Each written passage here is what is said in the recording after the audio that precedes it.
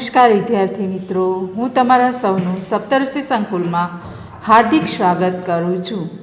આજે આપણે ધોરણ 6 વિષય હિન્દીનું આગળના પીરિયડમાં જે અસાઇનમેન્ટ જોઈ ગયેલા તેનો બાકી રહેલો ભાગ જોઈશું.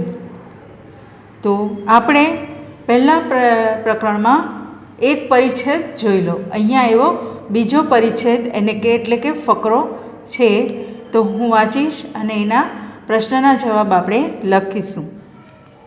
બીજું છે, महाराष्ट्र में औरंगाबाद शहर से 110 किलोमीटर की दूरी पर उत्तर दिशा में अजंता की जग प्रसिद्ध गुफाएं हैं. એટલે મહારાષ્ટ્રના ઔરંગાબાદ શહેરથી 110 કિલોમીટરની દૂરી પર અજંતા ઇલોરા જે છે તેની પ્રસિદ્ધ ગુફાઓ આવેલી છે. યહાં કુલ 30 ગુફાएं हैं. ત્યાં कुल 30 गुफाओं छे. विद्वानों के मतानुसार यहाँ की गुफाओं का निर्माण कार्य ईस्वी सन 2 से ईस्वी सन 7वीं तक चला होगा. વિદ્વાનો એટલે કે પંડિતો એના મત અનુસાર આ ગુફાઓનું નિર્માણ ઈસવીસન 2જી સદી અને ઈસવીસન 7મી સદીની અંદર થયેલું છે. शिल्प तथा चित्र अधिकांशत सभी भगवान बुद्ध के जीवन से संबंधित है. त्याना चित्रों भगवान बुद्धना जीवन पर संबंधित छे. कायम इतना अनूठा है कि सभी दर्शक देखकर दंग रह जाते हैं. कार्य એટલું સરસ છે કે ત્યાં જોવાવાળાને ખૂબ જ ગમે છે અને તે દંગ આશ્ચર્યચकित रह जाए छे. अपनी दर्शनीयता के साथ साथ वे प्राचीन भारतीय संस्कृति के सुंदर झांकी भी प्रस्तुत करते हैं. अपनी दर्शनीयता એટલે પોતાની સુંદર દર્શનીયતાની સાથ સાથ એ પ્રાચીન એટલે કે આપણું જે પુરાણું ભારતીય સંસ્કૃતિ છે એની સુંદર ઝાંકી એટલે કે કૃતિ પણ પ્રસ્તુત કરે છે. उदाहरणार्थ स्त्रियों की केशभूषा, वेशभूषा, उनके नानाविध अलंकार इत्यादि. એટલે ત્યાં ઉદાહરણ જોઈએ તો સ્ત્રીઓની વેશભૂષા, પછી પહેરવેશ અને કેશભૂષા એટલે કે વાળનું ગૂંથણ અને अलग अलग घरेणाओं वगैरह. यहाँ के चित्र के रंगों के बारे में कुछ कह पाना भी असंभव है. वे अब भी ऐसे चमकते हैं जैसे आज ही रंगे. ત્યાંના ચિત્રોના કલરનું તો કહેવું જ શું કે એ આજે પણ આટલા વર્ષો પુરાના છે તો પણ એવા ને એવા ચમક જાળવી રહેલા છે. તો એના પ્રશ્ન જોઈશું.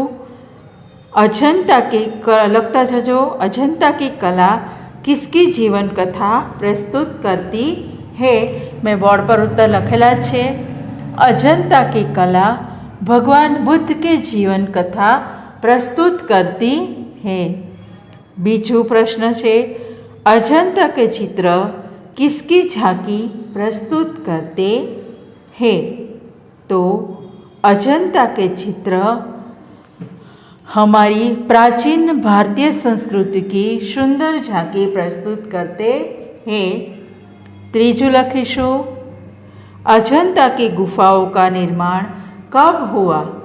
तो लखीशु अजंता की गुफाओं का निर्माण कार्य ईस्वी सन 2 से ईस्वी सन 7वीं सदी में हुआ था.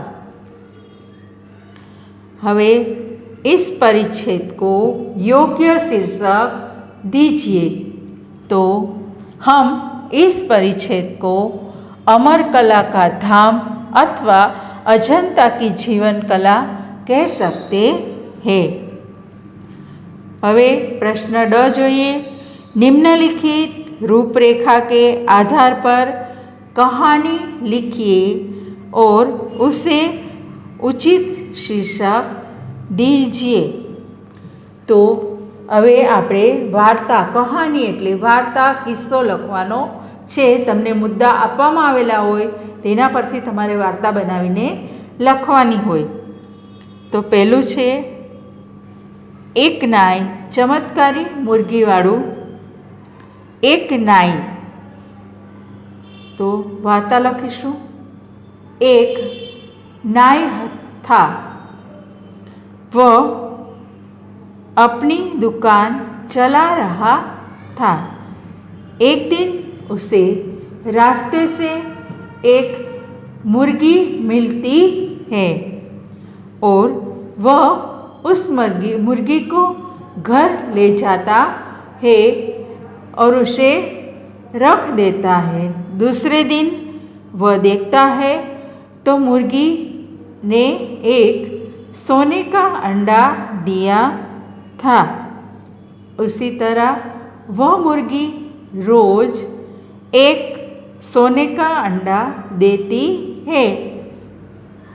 अब नाई उस सोने के अंडे को देखकर आश्चर्यचकित हो जाता है और वह सोने का अंडा वह शहर में जाकर बेच आता है। सोने का अंडा बेचने से उसे काफ़ी बड़ी अच्छी रकम मिलती है और इसी प्रकार वो हर रोज़ मुर्गी सोने का एक अंडा देती है और नाई उसे शहर जाकर बेच आता है और इससे नाई खूब अमीर हो जाता है।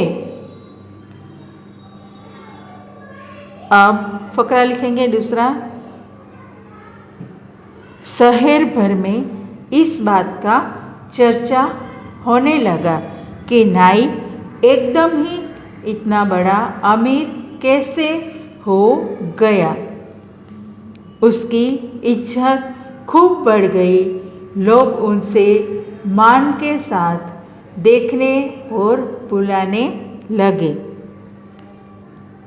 पर एक दिन वह बैठा था, तब सोच रहा था कि रोज़ एक अंडा शहर जाकर बेचने से अच्छा एक साथ ही सोने का अंडा सब पालूं तो सारी झंझट ही खत्म और हर रोज़ जाना भी नहीं पड़ेगा। यह सोचकर उसने सारे अंडे पाने की लालसा जगी। फकरो लखजो नीचे। फिर उसने यह सोचकर दूसरे दिन उस मुर्गी को मार डालता है। मुर्गी को मार डालने से उसे यह ऐसा लगता है कि सारे अंडे मुझे मिल जाएंगे, पर उनमें से एक भी अंडा नहीं मिला और अब रोज़ एक अंडा मिलता था वह भी बंद हो गया। नीचे फकरो लखजो। नाई लालच में आकर मुर्गी को मार डालता है तो सोने के सब अंडे खो देता है। सीख लिखिए नीचे।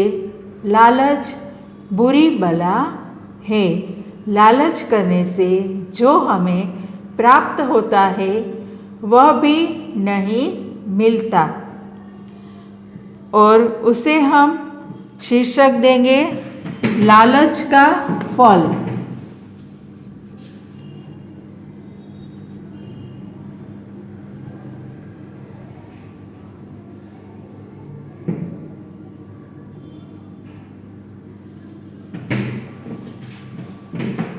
उसे शीर्षक देंगे लालच का फल। अब એવું બીજી વાર્તા છે તે લખીશું। કહાની આપણે दो मित्र संकट में। तो हूँ लखाऊँ छूँ लखता जाजू। एक गांव में दो मित्र रहते थे। एक बार दोनों जंगल में गए। दोनों ने संकट के समय एक दूसरे को सहायता करने का वचन दिया था। वहाँ उन्हें सामने से एक भालू आता हुआ दिखाई दिया। હવે નીચે ફકરો પાડીને લખજો। भालू को देखकर दोनों मित्र खूब डर गए। भालू को अपनी तरफ आता हुआ देखकर एक मित्र दौड़कर पास में खड़े पेड़ पर चढ़ गया। दूसरे मित्र को पेड़ पर चढ़ना नहीं आता था। कोई उपाय न देखकर वह जमीन पर मुर्दों की तरह लेट गया। भालू ने उसके कान सूंघे। उसे मरा हुआ समझकर भालू उसके गोल गोल फिरकर चला गया। फकरो पाड़जो। भालू के चले जाने पर पहला मित्र पेड़ से नीचे उतरा। उसने अपने मित्र से हंसकर पूछा, भालू ने तुम्हारे कान में क्या कहा? तब उस मित्र ने जवाब दिया, भालू ने कहा कि स्वार्थी मित्र से दूर रहना चाहिए। यह बात सुनकर फकरो पाड़जो। पहला मित्र सिर शर्म से झुक गया और दोनों फिर गांव की तरफ जाने लगे। હવે શીખ લખો। संकट के समय एक दूसरे की सहायता करनी चाहिए। हम इसे शीर्षक देंगे स्वार्थी मित्र।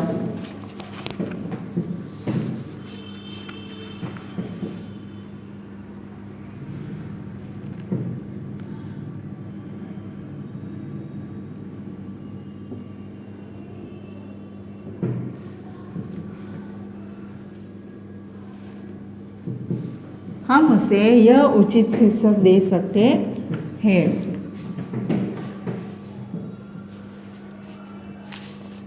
विद्यार्थी मित्रों, હવે પ્રશ્ન 5 અ પત્ર લીખો। તો આપણે આગળના પીરિયડમાં હવે પત્ર લખવાનું જોઈશું। ત્યાં સુધી તમે વાંચતા રહેજો। અસ્તુ। જય હિન્દ, જય ભારત।